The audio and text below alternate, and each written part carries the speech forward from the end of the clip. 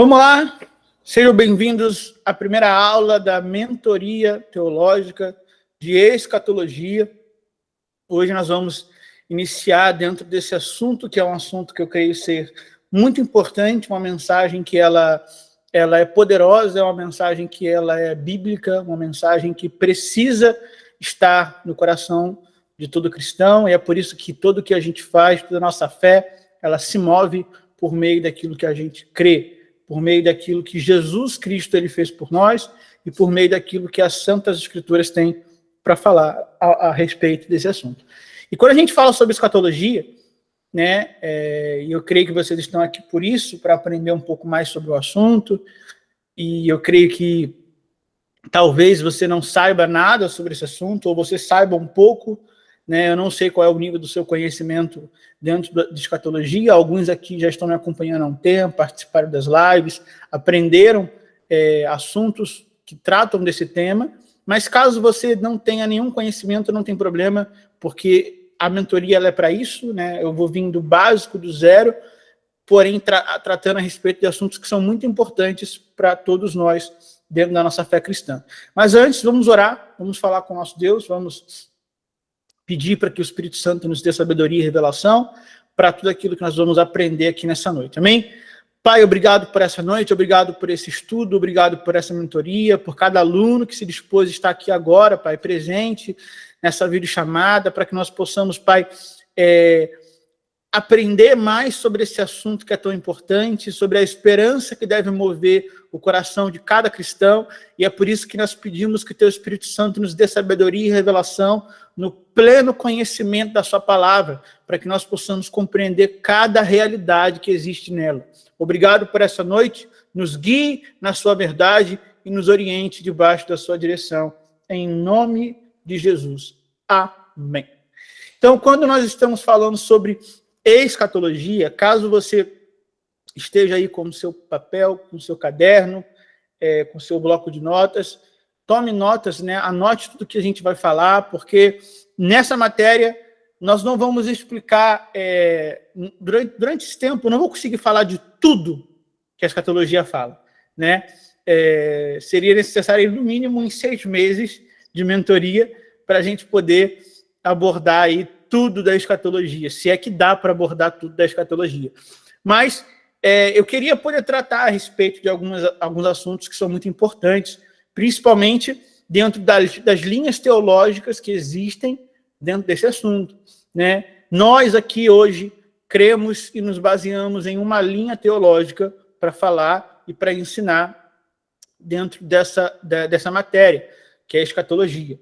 Vamos lá, as 3 linhas teológicas que são mais conhecidas dentro da escatologia é o que a gente chama de pré-tribulacionismo, né? O meso-tribulacionismo e o pós-tribulacionismo, ou seja, o pré, o meso e o pós. Né? Se você está anotando aqui, tem uma caixinha de mensagem aqui que dá para vocês escreverem também. Então, se você não quiser falar, você pode escrever aqui na caixa de mensagem. Amém? Eu vou deixar sempre aqui anotado para vocês, caso vocês queiram pegar. Então, é o pré, o meso e o pós-tribulacionismo. Esse aqui é um nome mais tribulacionismo. Esse aqui é o nome mais bonitinho que eu estou dando para vocês, tá?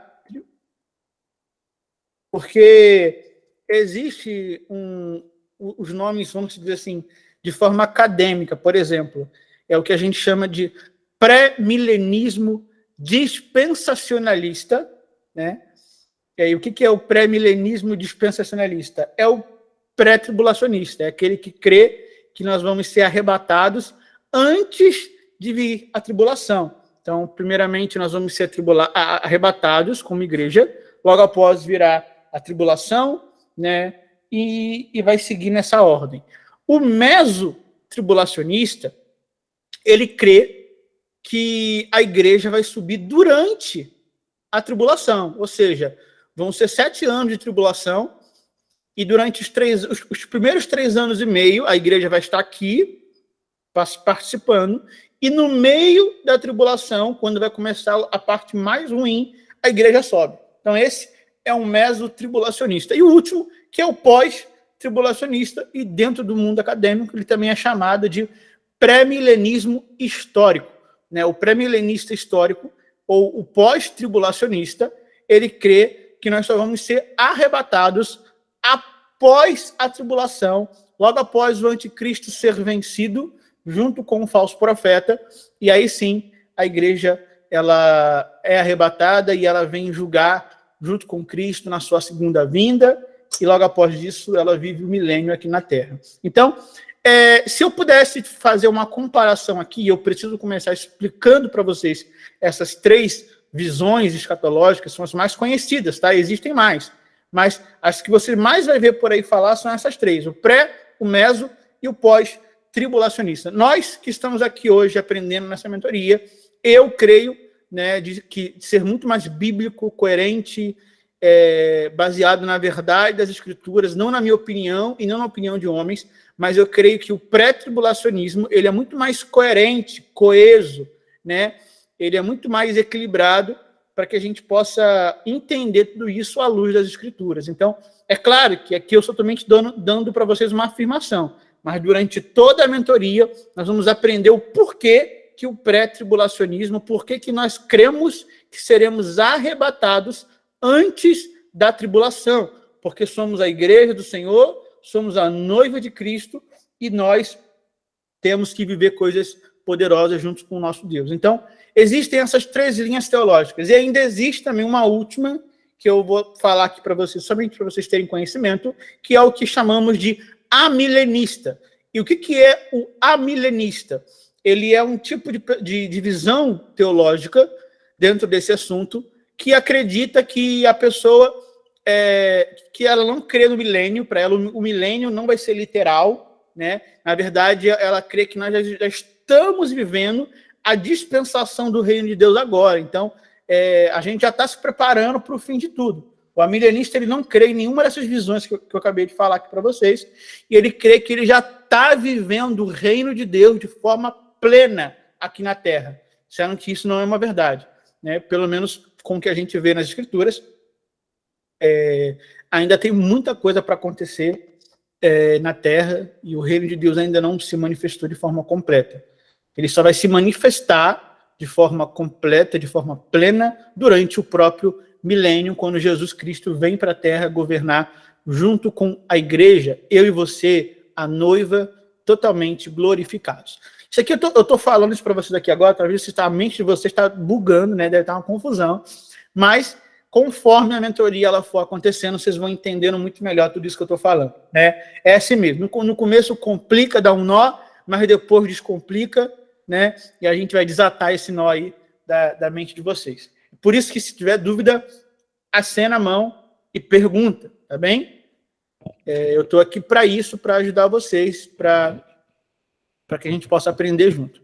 Então, escatologia, de forma direta, ela é o estudo das últimas coisas, né? A escatologia, ela estuda o fim dos tempos, né? Ela estuda as últimas coisas. Então, se você está anotando, você pode colocar aí. Escatologia significa o estudo do fim dos tempos. Amém?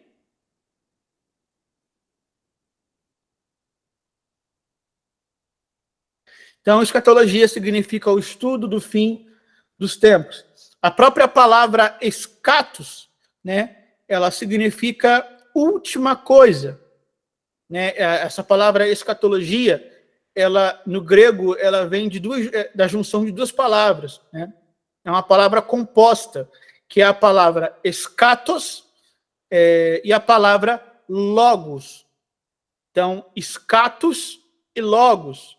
Eu vou colocar aqui para vocês, deixa eu ver se eu consigo botar o slide para vocês poderem anotar. Que aí fica até melhor. Então, escatologia significa o estudo das últimas coisas. Amém?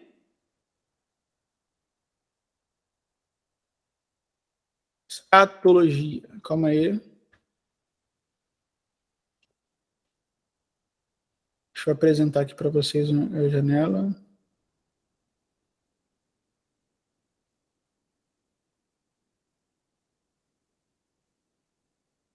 Aí, eu acho que agora foi. Tá aparecendo para vocês aí? Sim. Show. Então, tá aqui, ó. Escatologia, a palavra escatos, que significa escatos, que significa últimas coisas, e a palavra logos, que significa palavra, estudo ou doutrina. Então, quando a gente junta as duas palavras, escatos e logos, no grego, que traduzindo se tornaria escatologia, significa o estudo das últimas coisas, a doutrina do fim dos tempos. Então, esse é o significado de escatologia. Amém? Então, nós temos que ter esse entendimento para que a gente possa compreender um pouco mais dentro desse assunto. Então, escatologia é isso. De Gênesis a Apocalipse, nós vamos ver a Bíblia tratando a respeito do fim de uma maneira que, às vezes, a gente não imagina. Você sabia que a Bíblia ela fala muito mais sobre a segunda vinda do que a primeira vinda? Você sabia que a Bíblia ela fala muito mais sobre a segunda volta de Jesus, né? Quando ele voltará para julgar as nações. A Bíblia fala muito mais da segunda vinda do que da primeira vinda. Primeira vez Jesus veio na Terra, ele encarnou como homem, morreu, né, ressuscitou, foi ao Pai, e ele disse que ele viria novamente, mas primeiramente ele iria enviar o Consolador, iriam acontecer coisas na Terra, e depois que os sinais fossem manifestos, né, ele iria voltar novamente para poder julgar os povos, as nações. Então, de Gênesis a Apocalipse, a gente vê a Bíblia falando bastante sobre a segunda vinda, porque Deus ele tem um propósito na segunda vinda de Jesus. Amém? Nós vamos falar aqui nessa matéria sobre a volta de Jesus, sobre tribulação, sobre muitas outras coisas. E duas perguntas que o homem faz há muito tempo. Existem duas perguntas que as pessoas fazem, e eu creio que você um dia já fez essa pergunta. Se você nunca fez, você vai fazer, né? Talvez agora, que eu estou fazendo essa pergunta para você. E a pergunta é, o que acontecerá no fim? Tipo assim, como é que vai ser no fim de tudo? Será que já teve algum momento que você parou para pensar, parou para tentar imaginar como é que vai ser uma vida eterna? Como é que vai ser uma vida com um corpo glorificado? Será que eu vou flutuar igual um fantasma? Será que eu vou... Como é que vai ser, sabe? Não sei se você já parou para tentar imaginar ou pensar essas coisas, né? Sobre salvação, sobre ressurreição, sobre vida eterna. Esses são assuntos que estão dentro de um conteúdo escatológico. Né? O que faremos enquanto isso? Né? Porque às vezes a gente fica tão ansioso em querer saber como é que vai ser o futuro, que a gente não permite que esse futuro influencie no seu modo de viver agora, porque esse é um assunto que é muito importante para a gente tratar aqui dentro desse assunto, dentro dessa matéria. Porque você não tem que somente olhar para o futuro e ansiar para o futuro, para que esse futuro gere uma ansiedade em você e você fique preocupado para onde você vai, não. Você tem que entender sobre o seu futuro, porque quando você compreende sobre o seu futuro, esse futuro vai influenciar no seu modo de viver hoje. Porque você vai começar a se preparar para aquilo que um dia você vai ter. Você vai começar a preparar o seu coração, a preparar a sua mente, a preparar todo o seu corpo, preparar toda a sua vida para esse seu futuro. E é por isso que tudo aquilo que você estuda a respeito do fim precisa influenciar no seu modo de viver agora, no seu modo de viver no presente. Tem pessoas que falam assim, não vou estudar escatologia não, esse assunto para mim é um assunto que me dá medo, que me dá pavor, né? Tem gente que nunca leu Apocalipse porque tem medo lá do dragão, da besta, né?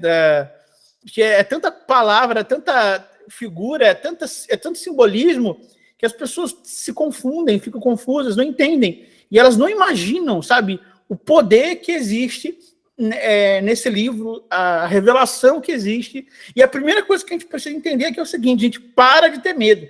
Amém?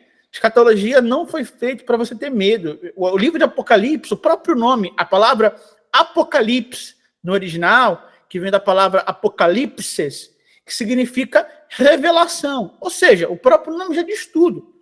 O livro foi feito para ser uma revelação, ou seja, para revelar, para trazer à tona, para ser claro. Então, o propósito de estudar a escatologia, o propósito de ler o livro de Apocalipse é para ter revelação, é para gerar clareza, é para gerar entendimento, e não para gerar confusão, não para gerar medo, não para gerar pavor, muito pelo contrário. A gente lê e a gente estuda sobre o nosso futuro, sobre o fim, sobre as últimas coisas, porque isso precisa gerar uma esperança no nosso coração. Amém? É o que a gente chama da esperança futura, ou também daquilo que muitos chamam de bendita esperança. Nós, como cristãos, temos uma bendita esperança. E lá no texto de Tito, no capítulo 2, no versículo 13, Tito 2, 13, eu vou abrir aqui para vocês, aqui, vou colocar aqui na caixa de mensagem. Tito, capítulo 2, vamos ler do versículo 11 ao versículo 13. Se você está com essa Bíblia aí, abre com a gente aí, eu vou colocar aqui no chat, para vocês também acompanharem.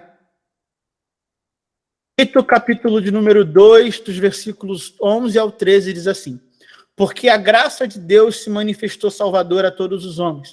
Ela nos ensina a renunciar às impiedades e às paixões mundanas, e a viver de maneira sensata, justa e piedosa nesta era presente, enquanto aguardamos a bendita esperança e a gloriosa manifestação do nosso grande Deus e Salvador, Jesus Cristo. Ou seja, nós vivemos hoje pela graça que se manifestou salvadora a todos os homens.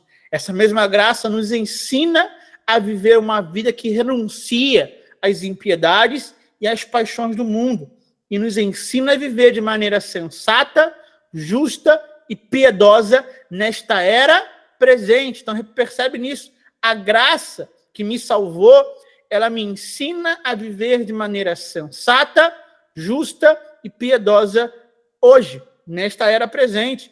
Aí no versículo 13, Paulo fala para Tito: enquanto aguardamos a bendita esperança, a gloriosa manifestação do nosso grande Deus, Salvador, Jesus Cristo. Então, enquanto nós estamos aqui vivendo uma vida sensata, justa e piedosa, nós ao mesmo tempo estamos aguardando uma bendita esperança. E essa esperança, ela precisa queimar no coração de todo cristão, do meu, do seu, de todos nós.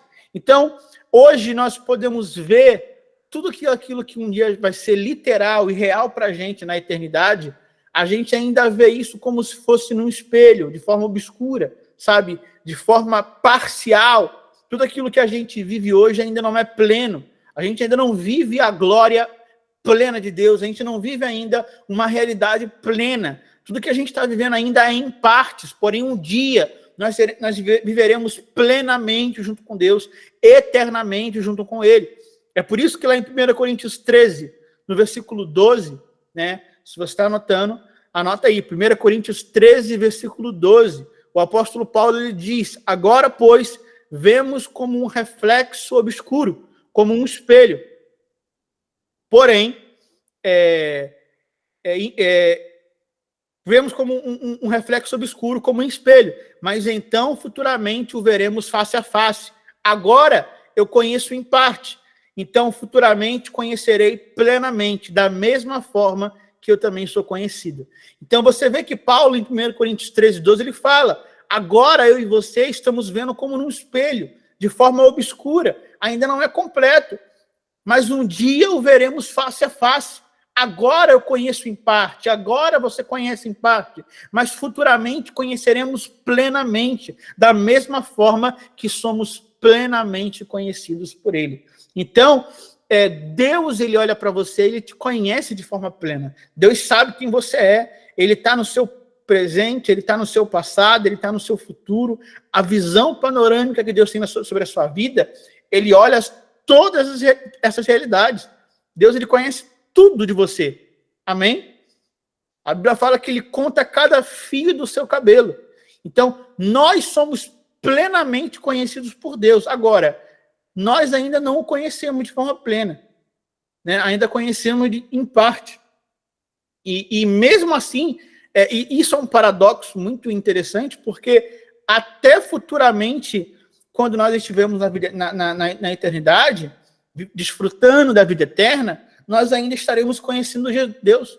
Ou seja, tem um texto que diz que esta é a verdade, esta é a vida eterna, que é conhecê-lo todos os dias, né? Ou seja, sabe quanto tempo você vai demorar para conhecer Deus? A vida toda. Sabe? Toda a eternidade vai ser o tempo que você vai ter para conhecer quem ele é. Então não tem fim. Todos os dias você vai conhecer mais, você vai se desfrutar mais e mais, porque nós estamos vivendo isso. Então toda a linguagem sobre as condições futuras do mundo e de nós mesmos não passam de imagens complexas que podem ou não corresponder a uma realidade final. Então, existe algo, essa é a pergunta, existe algo que pode nos indicar o caminho em meio a essa neblina, em meio a essas dúvidas? Este, de fato, é o ponto central, embora seja ignorado por muitos cristãos, né? Porque muitas pessoas dizem, eu não preciso estudar escatologia, mas isso não se diz a respeito apenas do futuro, como eu falei. Porque tem gente que fala assim, para que eu vou estudar se vai ser só lá na frente, sabe? É só lá na... Porque eu vou falar, eu quero estudar coisa de agora, eu quero viver o hoje. Então você vê hoje em dia um cristianismo muito imediatista. Né? As pessoas estão muito preocupadas com agora, com o presente, com viver aqui, com o pensamento na terra. E elas se esquecem das coisas do céu. Elas se esquecem daquilo que Paulo disse para mim e para você, lá em Colossenses 3, do versículo 1 ao versículo 3. Colossenses 3, do 1 ao 3, Paulo ele fala, mantenha os pensamentos de vocês nas coisas do alto, nas coisas do céu e não nas coisas terrenas. Sabe, você vê hoje em dia uma igreja tão imediatista, uma igreja que está tão preocupada com o agora, que ela se esquece de estudar sobre o seu futuro. Se você for parar para perguntar a um cristão de uma igreja, sei lá, pergunta um amigo seu, vai numa igreja, fala, o que você entende sobre escatologia? O que você entende sobre o seu futuro? Sabe para onde você vai? As pessoas vão repetir coisas que elas ouviram igual papagaio, né? Porque todo mundo, quem não conhece, que repete a mesma coisa, eu vou morar no céu um dia, né? E quem foi que disse que você vai morar no céu? Né? Esse é um outro assunto que a gente vai falar futuramente, não hoje.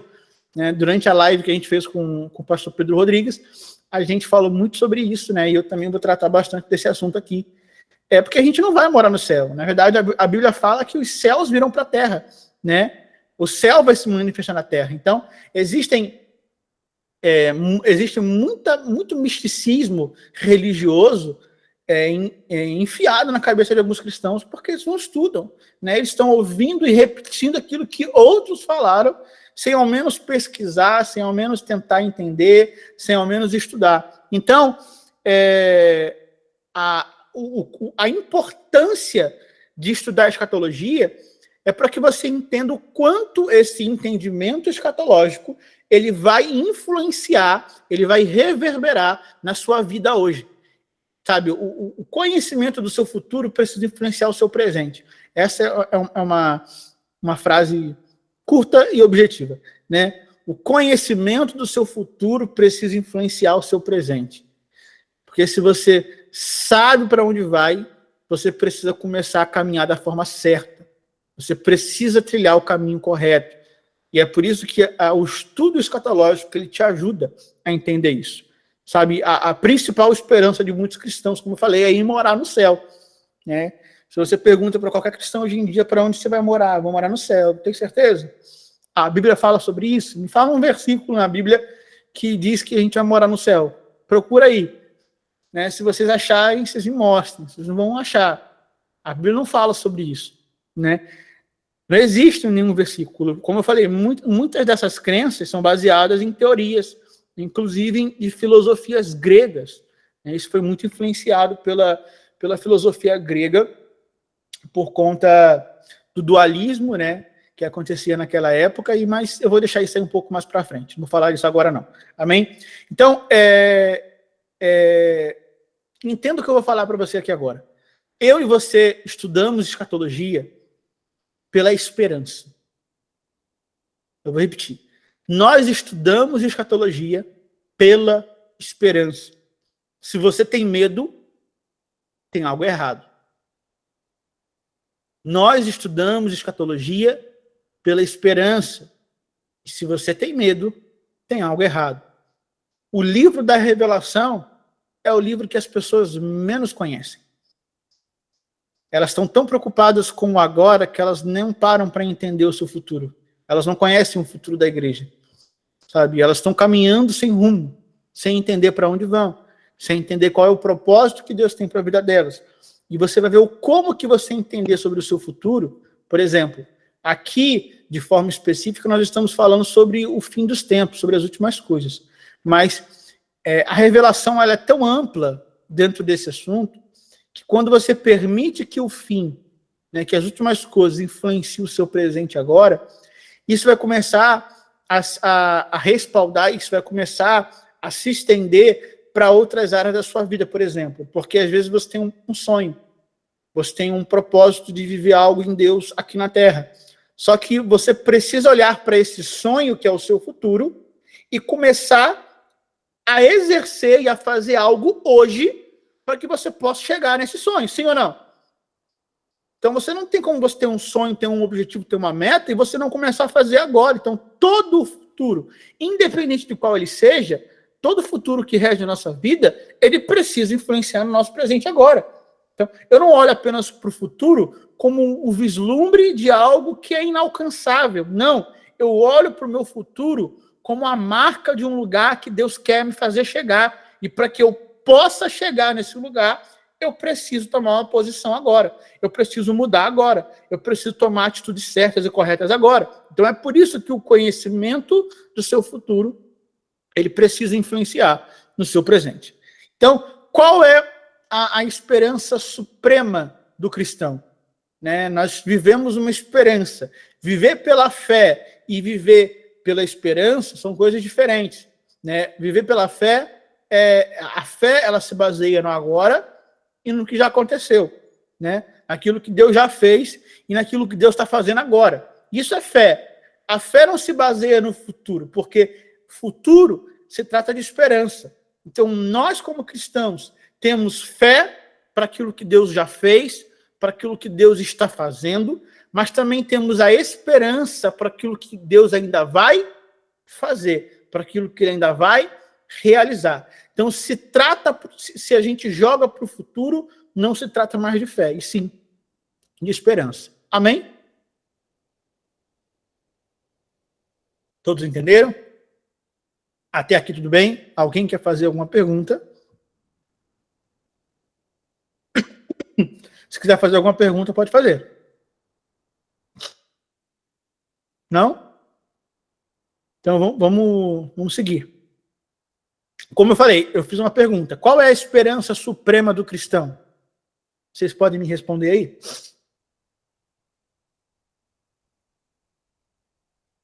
Alguém sabe? A volta de Jesus?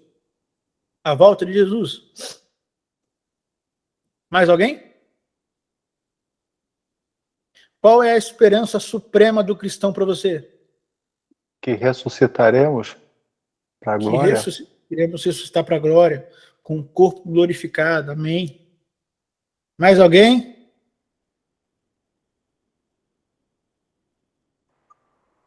Gente, vocês têm... A esperança para mim é conhecer e continuar a conhecer ao Senhor. Essa é a principal esperança do cristão para mim. Muito bom. Isso aí.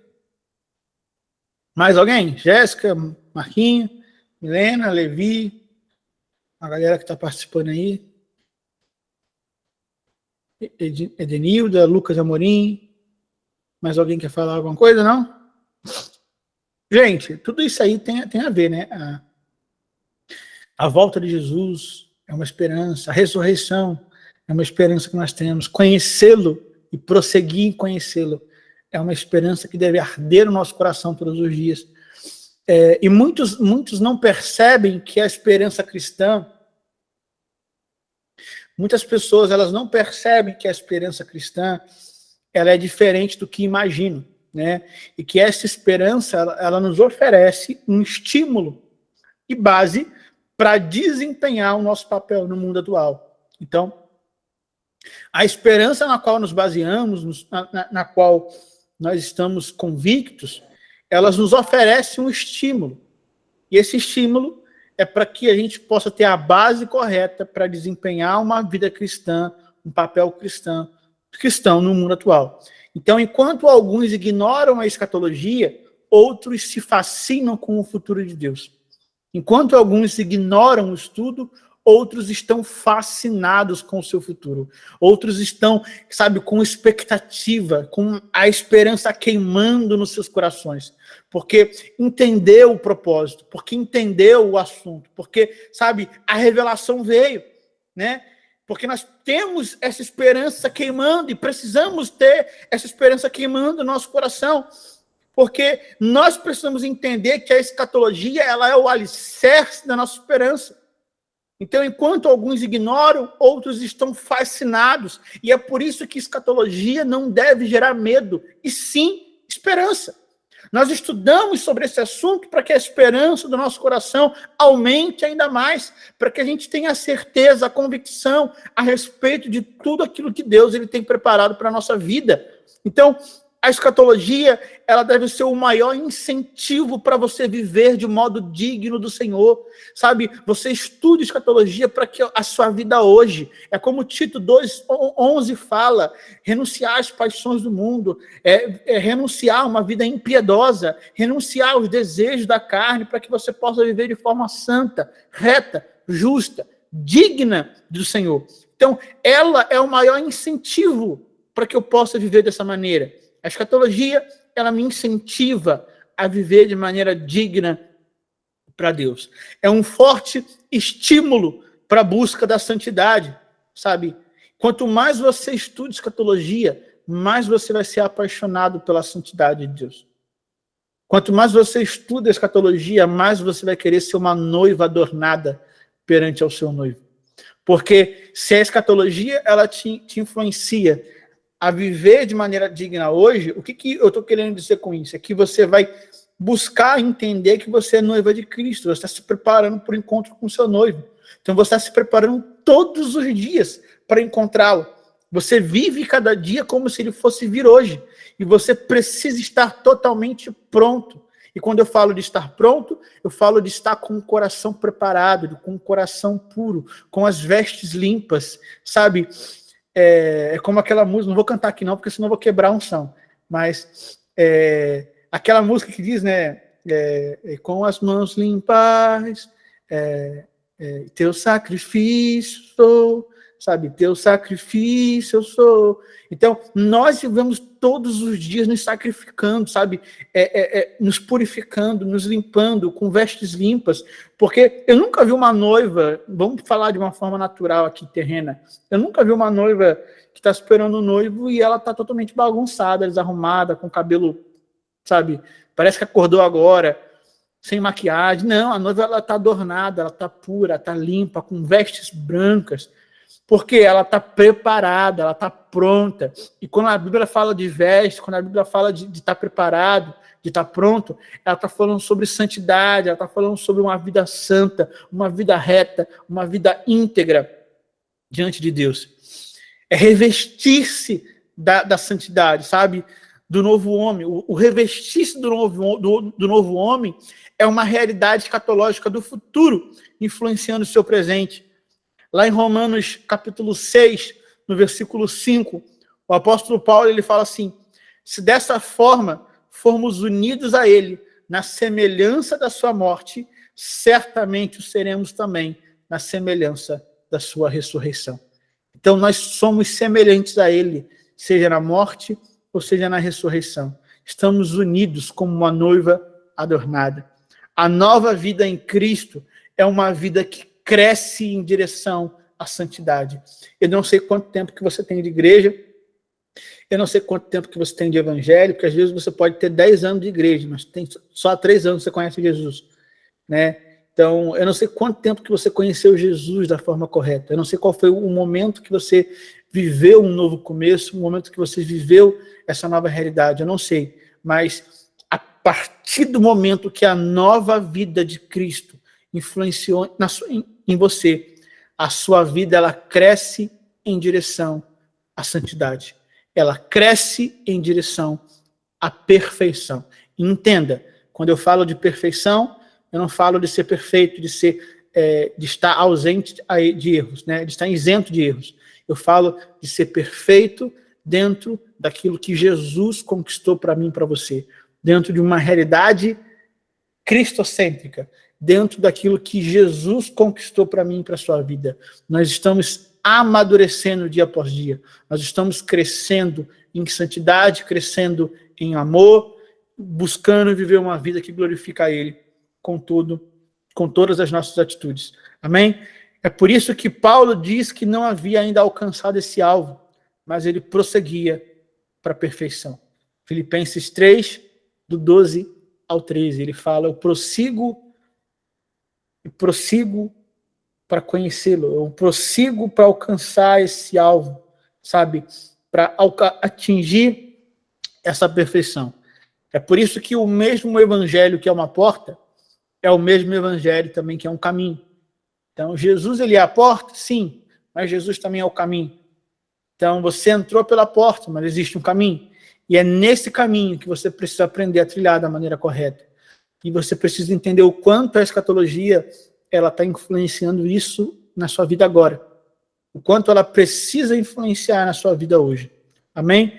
Sem perseverança, sabe, nós não conseguiríamos chegar a lugar nenhum. Sem a perseverança, nós nunca iremos chegar a lugar nenhum. Nós precisamos perseverar, correr a corrida que nos é proposta. É como lá em Hebreus 12, do 1 ao 4, vai dizer, Hebreus capítulo 12, do versículo 1 ao versículo 4, que diz, portanto, também nós, uma vez que estamos rodeados por tão grande nuvem de testemunhas, livremo-nos de tudo que nos atrapalha, do pecado que nos envolve, e corramos com perseverança a corrida que nos é proposta, tendo os olhos fitos em Jesus, autor e consumador da nossa fé. Ele, pela alegria que lhe fora proposta, suportou a cruz, desprezando a vergonha, e assentou-se à direita do trono de Deus. Pensem bem naquilo que suportou, pensem bem naquele que suportou tal oposição dos pecadores contra si mesmo, para que vocês não se cansem, para que vocês não desanimem. Na luta contra o pecado, vocês ainda não resistiram até o ponto de derramar o próprio sangue. Isso aqui, gente, é tão poderoso, porque olha o que o autor de Hebreus está falando, que na luta contra o pecado a gente ainda não lutou tanto ao ponto de derramar o próprio sangue. Aí o que ele fala? Ele fala que Jesus suportou a oposição dos inimigos, sabe? E ele fez tudo isso para que eu e você não nos cansemos e não desanimemos. Sabe, é para você não se cansar, é porque em Cristo a sua caminhada é mais leve, essa esperança ela é mais leve, sabe? Você não está mais debaixo de um fardo pesado, debaixo de um jugo que te sobrecarrega, não. Você pode andar em santidade, você pode viver uma vida plena hoje em Deus, piedosa, santa, justa, reta, porque o que Jesus precisou fazer por você, ele já fez. Então nós somente descansamos nessa esperança. É por isso que um dos versículos que eu mais sou apaixonado, e nós vamos falar muito dele aqui na mentoria, é Colossenses 1, 27. Cristo em nós é a esperança da glória. Então, Cristo em nós, Cristo em mim, Cristo em você é a esperança da glória. Porque não dá para viver essa esperança sem Cristo. Não dá para viver nessa bendita esperança sem estar em Jesus. Nós primeiro estamos em Cristo, e depois que estamos em Cristo, vivemos essa bendita esperança. Então, quando alguém tem anseio pelo futuro, vive esse futuro, fazendo tudo o que esteja ao seu alcance para estar pronto para aquele dia. Amém? Então, se você tem anseio pelo seu futuro, você vive o seu futuro hoje. Ian, eu só vou ser eterno lá no céu. Quem foi que disse isso? Sabe, nós já somos seres eternos. Nós somos espírito que possui uma alma e habita em um corpo. Somos seres tricotômicos, né, de acordo com o que a teologia diz. Nós somos um espírito eterno. Por isso que lá em 2 Coríntios 4, Paulo fala que embora o meu homem exterior esteja em corrupção, em decomposição, o homem interior, o que eu sou, o meu espírito, ele se renova dia após dia. Então eu, por ser espírito, ter o espírito humano, eu sou um ser eterno. E em Cristo eu estou sendo renovado todos os dias. Amém? É por isso que nós somos crentes fervorosos. E somente crentes fervorosos e santos podem se considerar prontos. Nós estamos aprendendo esse assunto porque nós precisamos estar prontos para aquele dia. Pode ser que Jesus volte hoje. Sabe, ainda há tempo. E será que nós estamos com o coração pronto para isso? Sabe, preparados? Uma noiva totalmente adornada para encontrar com seu noivo? O nosso coração, ele precisa queimar. Não podemos ser irresponsáveis com o nosso futuro. Não podemos ser irresponsáveis com o nosso futuro. Sabe, a irresponsabilidade, ela é uma consequência direta de não se levar em conta as expectativas escatológicas. Eu vou repetir. A irresponsabilidade, ela é uma consequência direta de não se levar em conta as expectativas escatológicas. Então, quando você não leva em conta as expectativas escatológicas, isso gera em você uma irresponsabilidade com o seu futuro. Então, a irresponsabilidade, ela é uma consequência direta de não se levar em conta as expectativas escatológicas. Olhar para o futuro deve despertar um zelo que assegure que seremos achados por ele em paz, sem mácula, totalmente irrepreensíveis. Eu olho para o futuro, e esse olhar para o futuro, ele precisa despertar em mim um zelo, sabe? É algo que vai queimar. A palavra zelo no original, ela vem de uma expressão chamada zelos no grego, que significa algo que está quente ao ponto de ferver, algo que está tão quente ao ponto de borbulhar. Você já colocou a água, quando ela chega numa temperatura elevada, ela começa a o quê? A borbulhar, certo?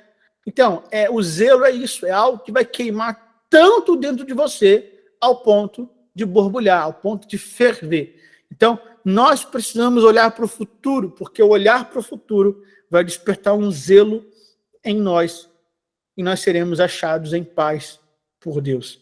Então, é por isso que existe uma conexão direta entre o sofrimento suportado e o nível de glória a ser desfrutado. Eu vou repetir. Há uma conexão entre um sofrimento suportado e o nível de glória a ser desfrutado. Porque nós vivemos nessa vida renunciando paixões, renunciando coisas impiedosas, renunciando o nosso próprio eu, a nossa própria vontade. E isso para nós é um sofrimento, sim ou não? Nós vivemos um sofrimento, sim. A Bíblia fala que nesse mundo você teria aflição, e esse é o tipo de aflição. A aflição não é só ser perseguido, não. A aflição não é só porque estão falando mal de você, não. A aflição também é o fato de que a nossa carne, ela quer algo, mas nós renunciamos esse querer para agradar a Deus, para viver a vida, a verdade e a vontade de Deus. Então, nós estamos passando por sofrimentos momentâneos. É por isso que lá em 2 Coríntios 4,16, Paulo fala, considere leve e momentânea a tribulação, pois ela produzirá em vocês um peso eterno de glória. Amém? Então, o sofrimento suportado agora, ele não se compara ao nível de glória que você vai desfrutar em Deus. Quanto mais sofrimento suportado, mais glória a ser desfrutada. Quanto mais sofrimento suportado, mais glória a ser desfrutada. Sabe, quanto mais você passa pelas tribulações, pelas provações da vida, mais da glória de Deus você vai desfrutar, mais da glória do Senhor você vai desfrutar. É por isso que em 2 Coríntios 5, do 8 ao 9, 2 Coríntios 5, do 8 ao 9, diz assim: temos, pois, confiança e preferimos estar ausentes do corpo e habitar com o Senhor. Por isso temos o propósito de lhe agradar, quer estejamos no corpo e quer o deixemos. Então, toda a nossa vida, seja aqui, seja lá, seja onde for, ela já é uma vida que busca viver para agradar a Deus. Amém? Então, a presença do futuro, que nunca estava distante da mente do apóstolo Paulo, fez com que o seu desejo de agradar ao Senhor fosse muito mais forte do que seria se não houvesse uma expectativa da volta de Deus, da volta do Senhor. Então, a presença do futuro na mente do cristão, ele faz com que o seu desejo de agradar a Deus aumente. Entenda isso. Eu vou repetir. A presença do futuro na mente do cristão faz com que o desejo de agradar a Deus aumente, seja forte, sabe? Porque existe uma expectativa de que Deus vai voltar. Você não se arruma à toa. Você se arruma para algum propósito, sim ou não? A não ser quando era Natal, né? Natal a gente se arruma para ficar em casa. Mas, fora isso, né? Tirando aqui a brincadeira à parte, toda vez que a gente se arruma, que a gente fica pronto, a gente está pronto para algo. Vou para o culto, vou me arrumar, vou servir, vou colocar a roupa certa, vou me encontrar com alguém, sabe? Vou sair com minha esposa, vou sair com meu marido, com o namorado, com as minhas filhas, com amigos, seja com quem for, eu me arrumo, porque eu estou pronto para algo. Então, a presença do futuro na mente de alguém, né, para onde ela vai, seja onde for, influencia na forma que ela vai se vestir, influencia na forma que ela vai se arrumar. Então, a gente precisa entender isso muito bem. Amém? Então, que nós possamos ter esse entendimento para que tudo isso que está sendo falado aqui seja algo que literalmente influencie na nossa vida. Sabe, todo cristão deveria incentivar esse tipo de estudo. Então, eu queria poder encerrar essa live de hoje deixando essa reflexão para vocês. Essa aqui é a nossa primeira aula, é a nossa primeira mentoria, é só a preparação, só estou abrindo o caminho para tudo aquilo que a gente vai aprender aqui durante essas semanas, durante essas 8 aulas que teremos ainda. Essa foi a primeira de 9. Então, ainda teremos 8 aulas. Queríamos aprender muito sobre isso que eu estou falando aqui. E eu queria poder dar algumas indicações para vocês lerem, né? Vocês podem ler em casa, para que isso vai aumentar muito mais o entendimento de vocês, né? 3 livros essenciais da Bíblia para vocês lerem durante esse tempo, né? O livro de Daniel,